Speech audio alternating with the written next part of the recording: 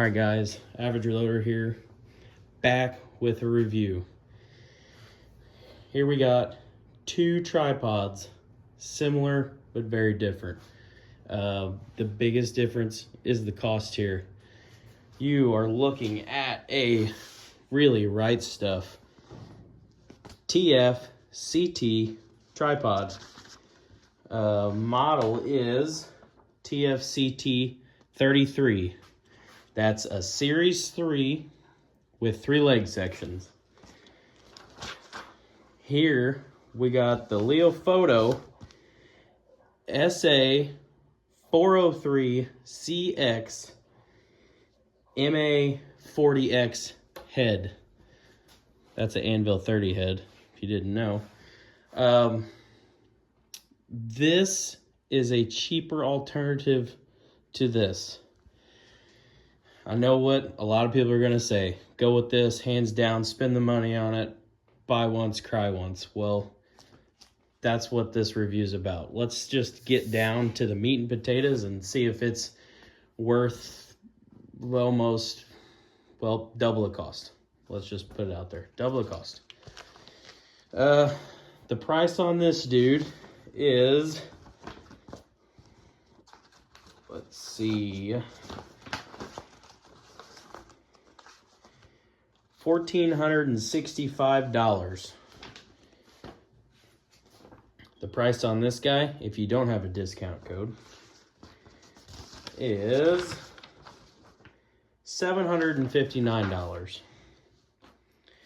Now, I've done a lot of shooting off of this one, so I have not done as much shooting off of this one. That's what we're going to go over in this video. We're going to take it out. We're going to do a little shooting. We're going to look at the wobbliness of it. We're going to look to the scope while trying to move it around. We'll just test it between the two. Let's really test it out and see what it's about. Here's a few of the main differences. This one right here, it uses an O-ring for the sandwich. That seems very reputable and at the same time very cost effective because it's an O-ring. I'm sure it's cheap and easy to replace. This one uses a foam insert. So the first problem we're going to have there is it's specific. You probably could just buy some random foam and trim it out to it if you needed to. I haven't done a whole lot with this just yet to really, test how great this is. We shot off of this all last NRL season, NRL Hunter, and I've made a lot of impacts on this tripod. I mean, it's solid. The locking mechanism right here at the head. So this is an Arca and Picatinny lock. Same thing with this one. It's Arca and Picatinny. Looks like you get a little bit more lock with the Picatinny versus this one because it's got this extra slot here to lock in, but at the same time it doesn't have the little half round bubble that this one's got. So I mean, probably about the same. The locks on the legs, they seem a little flimsy on this one, but I mean, you just think you flip it out and you go up or down with it. So these pull out, take a little pressure off, pull out, push in. They got a little, they're like a assisted back in just to make sure that they go down. Also, I think with these, if you go all the way out, they slide back in automatically. I'm not 100%. We'll test that. But another thing that I know a lot of people had problems with is if you bought the universal Anvil 30 head, was that it would come loose. Well, since this is a tripod made for this head, like when you buy this tripod, you get this head. The universal Anvil 30 comes with a mount or a bolt that bolts through this center column here, right here, up into the base of this. Well, this is also a universal head, but it's pretty neat what they did with it. They put a locking mechanism on the bottom of it. If I can get this up here. Check that out. I mean, it's pretty smart, you know? They put this like star setup in there, and then it's got a set screw, a bunch of bolt holes. You could put more set screws in there if you wanted to, and it keeps this from turning because this is threaded into the head. So pretty smart design. I ended up with this, a cert for this at the NRL Hunter Grand Slam. Leofoto was out in full force. They had all kinds of tripods there, but the tripod they didn't have was this one. And this is the one that I really wanted to see. It's a 3-leg, just like the Really Right Stuff. And it's just a tad bit longer. The leg is just a tad bit longer.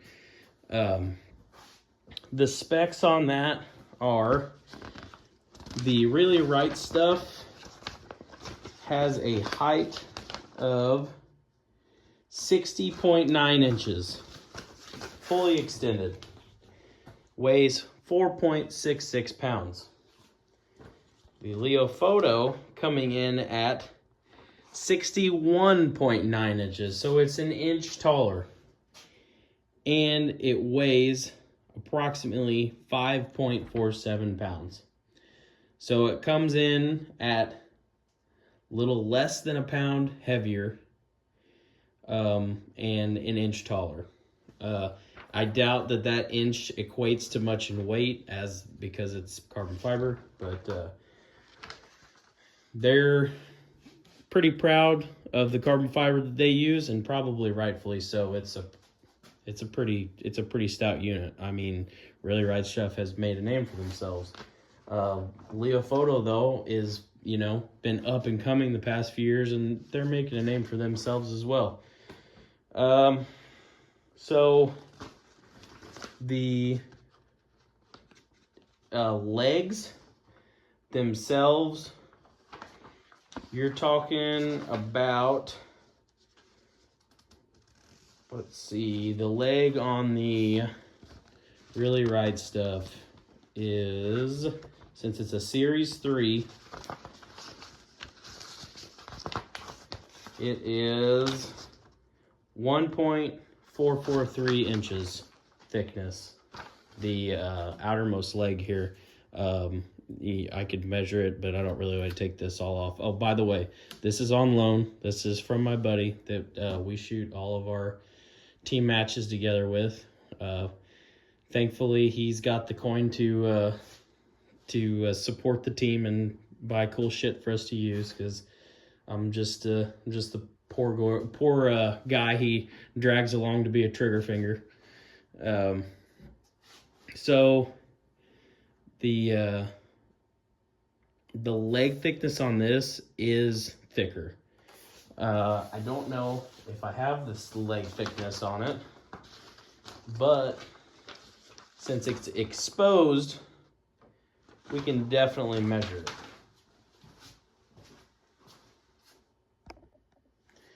All right, chronometer here, zeroed out, coming in at 1.572 and a half.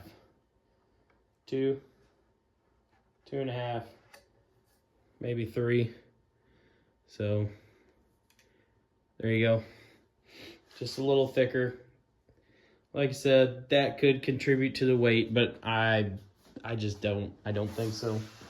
I mean, as far as, like, you would say the makeup of it, like, it's tingy. The Really Right Stuff, it's not as tingy. It's a dead ting. If that makes any sense. It doesn't sound as hollow. So, and like I said, Really Ride Stuff is super, proud of their carbon fiber and the way that they, set it up, mold it, whatever. I mean, it's different than everybody else's. That's probably why it costs double the price.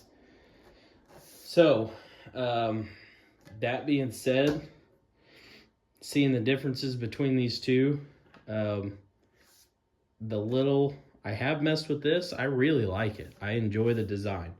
The throw levers, they are kind of a little different. So this one, they need to be in a little bit different orientation, I guess to say. I mean, it's the same orientation, but you don't have to, the throw on them, you see right here, like the throw on this one is all the way forward. And, you loosen it halfway. If you got a 16-pound gun on here, it's super easy to move. It's nice and stiff. This one, it's a little further back. It's kind of awkward. Right where it's at, you still can't move it, and it's about half thrown.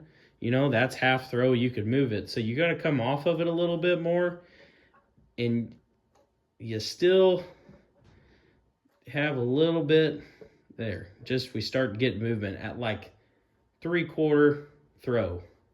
We start getting movement with it, and that's probably due to that foam. It definitely doesn't have the spring back that the O-rings got, pushing back on this bottom metal sandwich plate.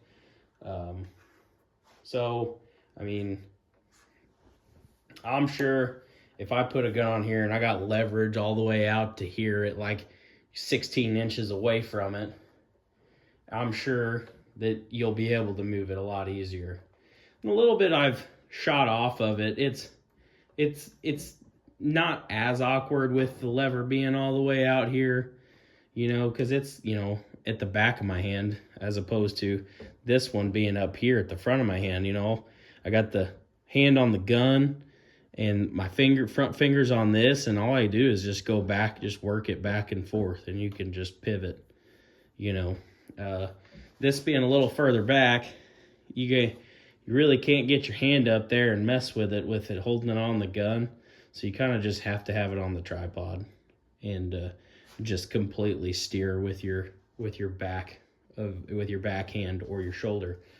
The locks themselves. So this has, and I've seen this being an issue with night hunters, people who are thermal hunting, night vision hunting, setting up, hunting coyotes and all that other stuff. They don't like to take their setups off, their guns off of the tripod. They love to leave them on the tripod and carry them around. It seems super sketch to me, but whatever. This has got a lock on it. You're not going to bump this and it's going to fall off. Once it's locked, it has no physical way unless you push this down and pull it back to unlock it. So, I mean, if you want something that locks solid like that, go for it. This guy, he's just a throw. It's cantilevered, so it's half round and then it's flat. So it's flat right there, and then it's half round. So, and then it's flat again back here. So it just takes a little bit to get it over there, and once it's there, it's there. But I mean, you'll be able to bump it and it can come open, It'll loosen it enough for it to slide in there. So take it with what it is, bubble level. Like I said, we just got to get out there, get the gun on these things, and just see how much twist these things got compared to each other. See how stable they are, and we'll go from there. But yeah, this is new for me in the what I would say the 2025 NRL Hunter season. I'm going to try to shoot a bunch off of it this year. We're shooting teams, running an exactly 16-pound gun.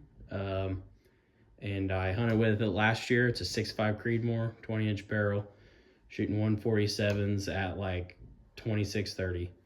So hopefully this is a good alternative to that. Otherwise, I'm gonna have to get rid of this and spend a bunch of money on one of those. All right, let's see how well it is to shoot off of them. All right, guys, back on the home range here, and we're just gonna. This test here is just trying to induce some movement in the tripod. It's locked in on the head, and the head is locked down. So this movement right here is all in the legs. Okay, and I'm going to try to show that on both of them, and hopefully comparing the two, we'll be able to see how much movement it's got. Got a trigger cam up here. It's on loan from a good friend, Craig, who is our local range. He owns Cedar Fork Precision. If you see this, you need to come check out the range. It's pretty cool. We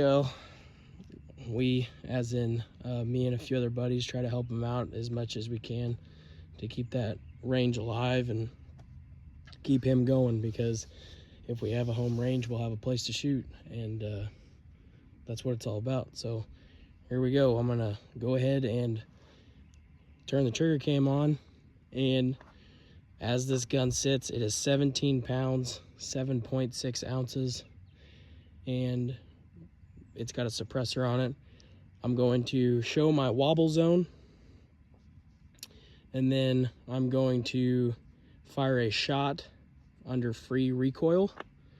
We're going to see how much the scope moves, and then I'm going to do a 3-round group. We're going to do that with both tripods. Right now it's sitting on the really right stuff, so we're going to go from there. All right, we got the gun on the Leofoto. We are going to do the shake test or wobble test. It feels less resistant, feels a little more spongy when it gets to the ends. It doesn't feel like it's as hard when you get all the way over there.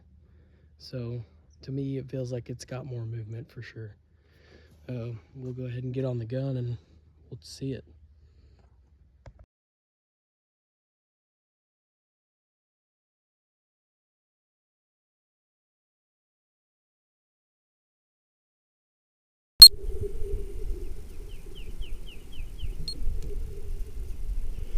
All right, let's go ahead and try to give this thing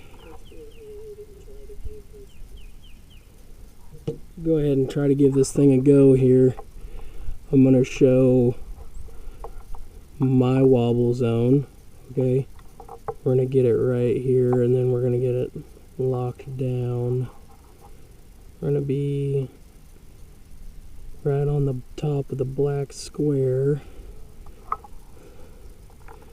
So right now,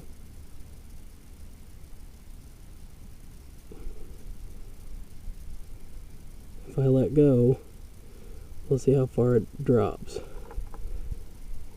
Okay, I'm completely off of it. Not even on the rifle. So I'm going to get back on, put my shoulder back into it.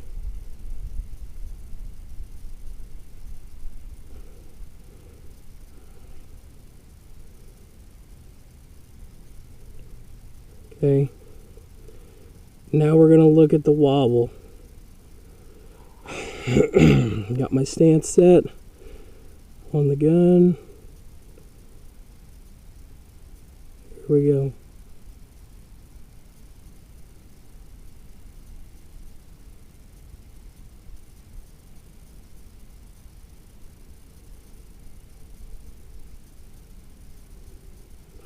Okay, now we're going to do a free recoiling shot. I need to get this thing down on the target. Okay, a little further. Level. Alright.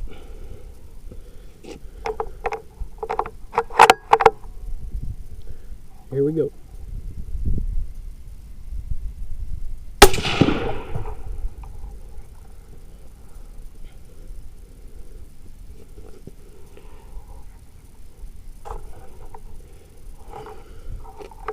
Okay.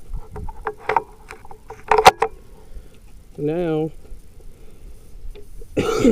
I am going to do my best group that I can off of it.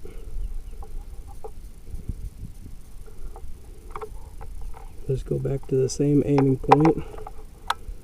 Get leveled up a little bit.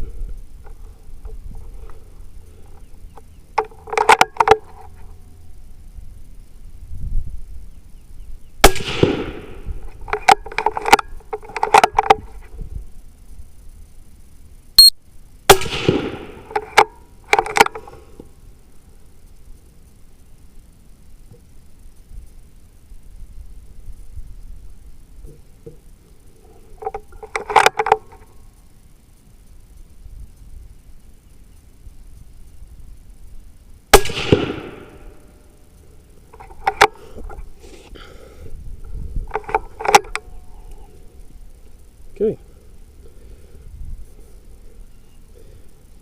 That second one was pretty bad. I'm going to see if I can calm down a little bit.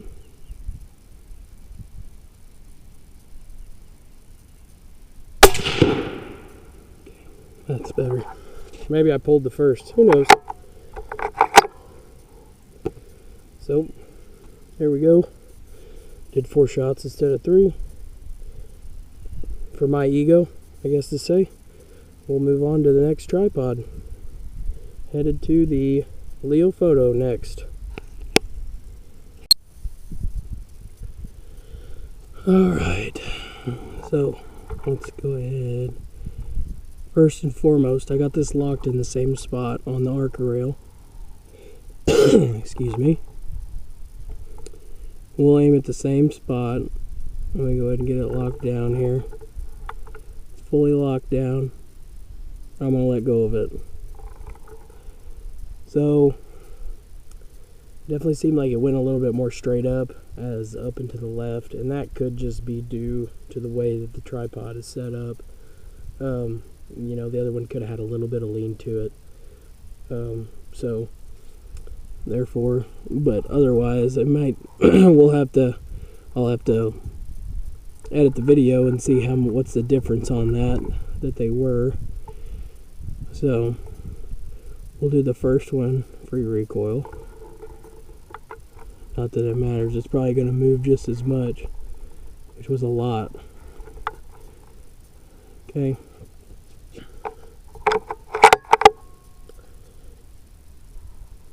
Here we go.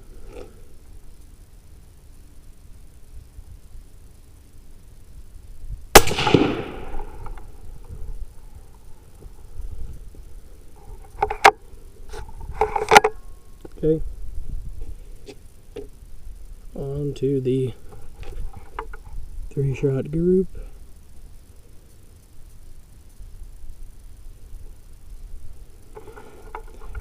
I'll aim in a different spot. Hopefully I don't miss too bad.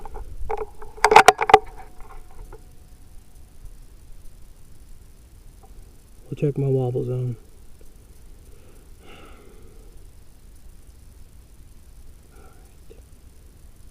Here is my wobble zone.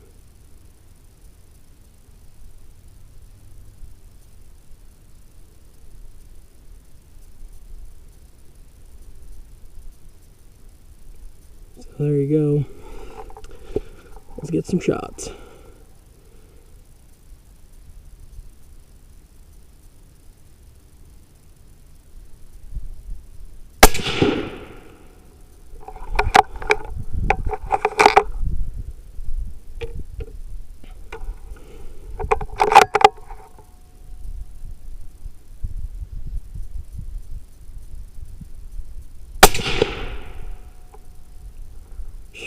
Yeah, one went low.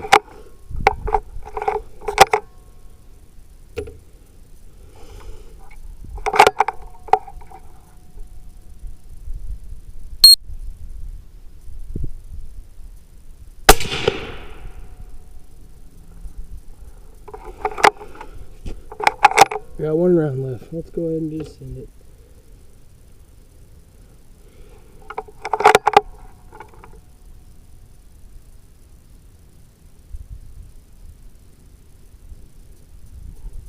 It's a Mirage.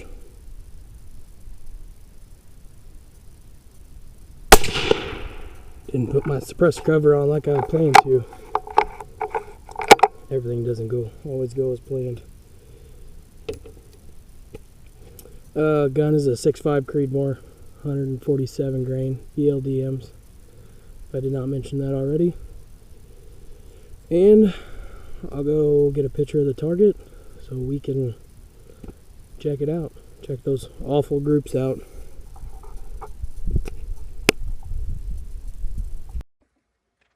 Alright, this is how I had them both set up outside. Set them up both blindly. I did not compare them whatsoever, so I did have them pretty close in height just by going off of feel. I'll let the groups do the talking. I am not that great of a shooter. I'm not the end-all be-all, but I can manage my wobble zone a little bit and do the best I can there. You know, I'm not shooting a 25-pound, 30-pound gun, so and it's not sitting on a bench. So therefore, that's the easiest way that I can compare these two is shooting off of them. Now, when I did take these out to the range, I did not have the trigger cam at Cedar Fork yet, and the first thing that I noticed was shooting at this 600-yard target was how much more wobble the Leofoto had than the Really Right Stuff. I know it's kind of hard to tell when you're only looking at something at 100 yards and you're, you know, not all that stable. You're trying to, you know, look at your wobble zone. But out there, you can definitely tell, especially when you're looking at a full-size IPSC at 600 yards. So this was the best and easiest way and the quickest way for me to do this. And I hope you guys liked it. I enjoy doing comparison videos. Just they're very time consuming, both editing and getting everything together. You know, I got this on loan. I got the trigger cam on loan. Both good friends. Like I said, the trigger cam came from Craig. He owns the range at Cedar Fork Precision. He's got a website. Go check him out here in Missouri. If you can, he's got some most matches this year. That's PRS Missouri League. It's our regional league, and he's gonna have one of the regional matches for PRS. So bottom line, there are differences here. Obviously, there's a reason why this one costs twice as much. That's the reason why this is half the price. But I will say, if you're just getting started off and you don't want to spend this is still a good buy. Depends on what you're doing, obviously. But I would say that you should have no issues using this for hunting, doing whatever you need to do. It goes tall enough for spotting, being only a 3-section. It does everything that I want it to do, except for, you know, a little bit more wobble than this. So as a team, we will continue to shoot off of this one. We will spot off of this one. But as far as that goes, this is my honest opinion. I think it's worth the money. Depends on how deep you're wanting to go. If you're in this and you've been in this for a while and you're willing to spend the money, get this. By all means, get this. If you're like me and you don't have the coin to spend, this is your next best option as far as I'm concerned. It works great. It does everything that it's supposed to do. I have no complaints, obviously, comparing it to that. If it was going to be the quality of this, well, then it's probably going to be the price of that. That's how that goes. This company, Really Right Stuff, is known for having really right stuff. That's what their name is. That's the name of the game. They're good at it. So that's my take on it. You can take it how you want. I just give you all the information I can, and you can make a decision. But as far as I'm concerned, I got it half off. I'm very pleased with it. It's gonna suit me well. Gonna take a coyote hunting this weekend, and gonna use the crap out of it. Thanks for watching, guys.